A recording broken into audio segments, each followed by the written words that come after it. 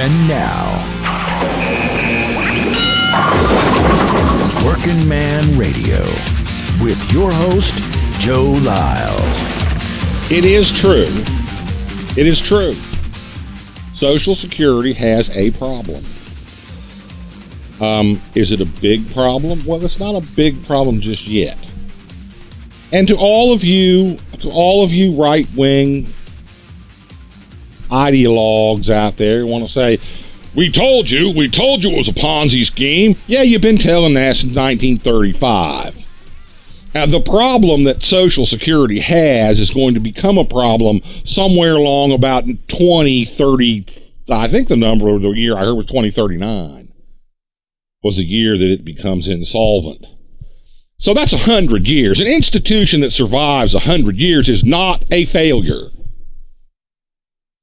An institution that survives 100 years is not a failure. Sorry, guys. It did not fail. It is not an example of bad socialism. It is an example. And by the way, for those of you who are afraid of the word socialism, this is how you get them by the cojones and squeeze them.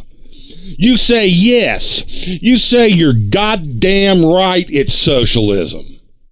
And it worked.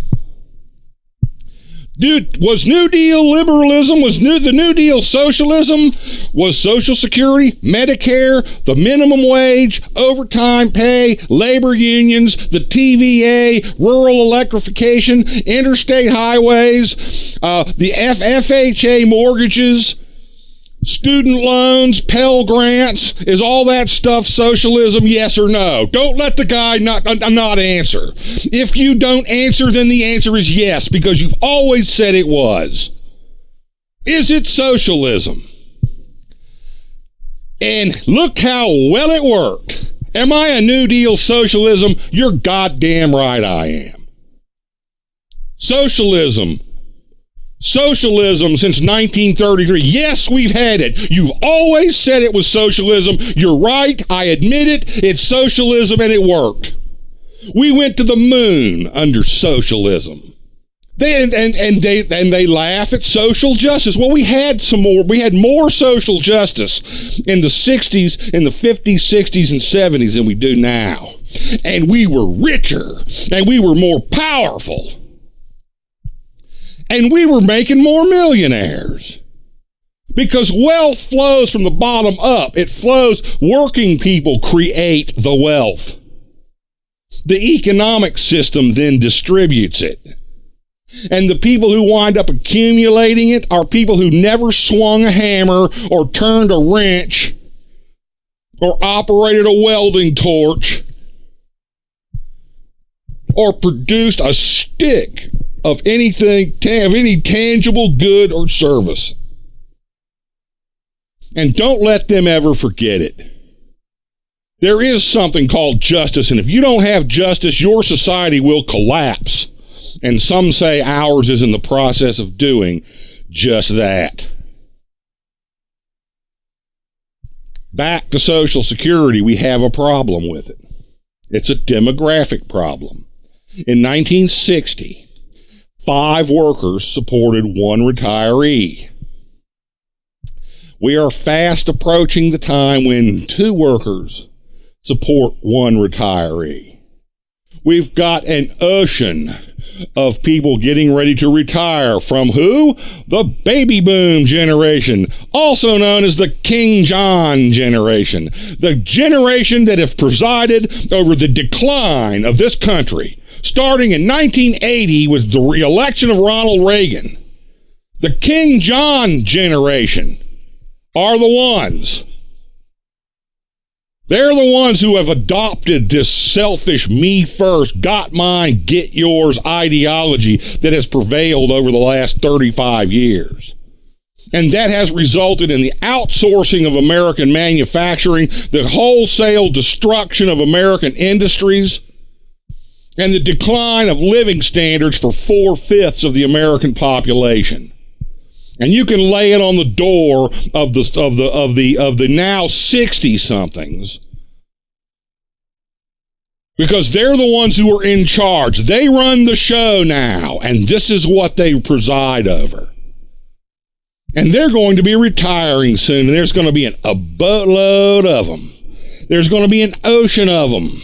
And they're going to be expecting the younger generation, who they have screwed, to keep them up, to make good on their Social Security benefits. A woman at the Hoover Institution suggests that they might have a problem here. Carolyn Hawksby, and if she works for the Hoover Institution, she's probably a conservative. But Carolyn Hawksby says that, and I will just quote her, "What occurred to me right away was that young people should be much more concerned about intergenerational redistribution. Some generations have received more than other generations." Let me think. What generation has received more than any generation in American history?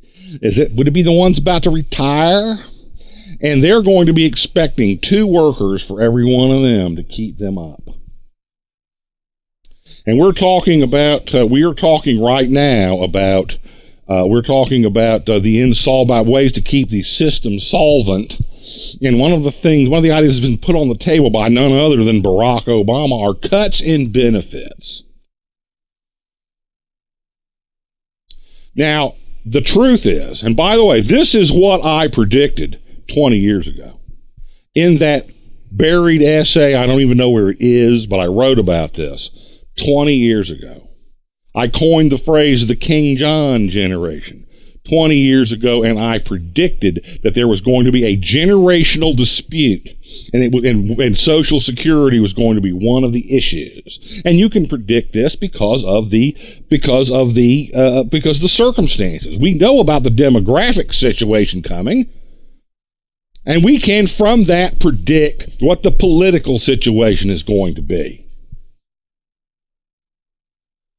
Is there a solution to this problem? That problem is coming up. How are we going to solve it without generational warfare? And the right-wingers would love nothing than to promote generational warfare. And the answer is, and the problem is, because the prevailing ideology will not prevent the increase in the cap. Will not prevent the solutions. The increase in the cap, increasing the corporation share of Social Security payroll taxes. Those solutions are foreclosed by the prevailing, ruling, got mine, get yours ideology of the King John generation. And so their own ideology is going to be their undoing. We'll see you tomorrow. Thanks for watching, and don't forget to like, subscribe, and comment. You've been listening to Working Man Radio with Joe Lyle at joelylesradio.com.